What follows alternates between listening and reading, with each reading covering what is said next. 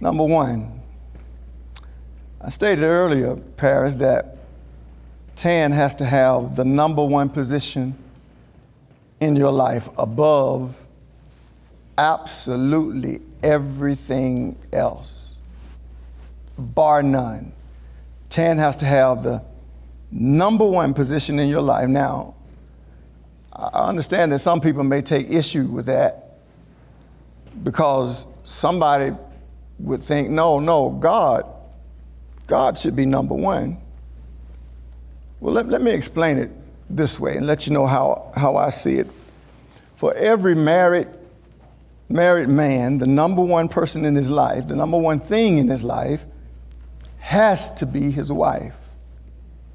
Why not God?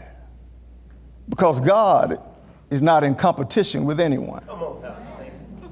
God is not compared to any list that we may have. God stands alone by himself. So your wife has to be the number one thing in your life. God is your life. Number two, second piece of advice. Never take marital advice from friends who are having trouble in their marriage themselves. And for God's sake, don't listen to any of your friend, Tan, who ain't got no man.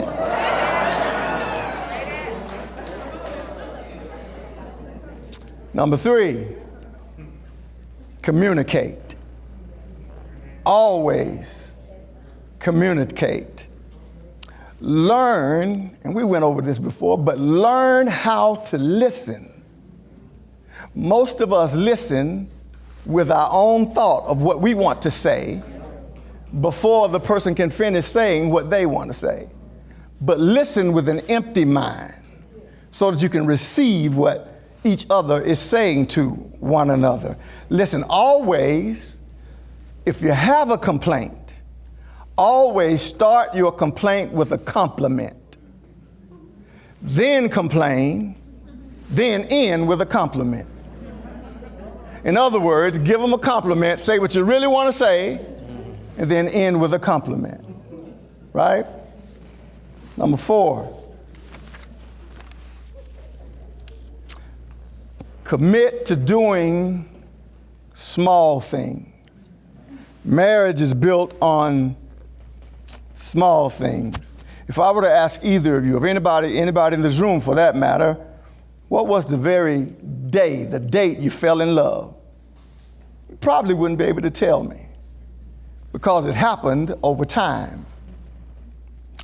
If I decided that I needed to, and I do, but if I decided I wanted to lose weight, get in shape, if I decide I want to look like Paris, I can go to the gym, Paris, and work out 15 hours straight.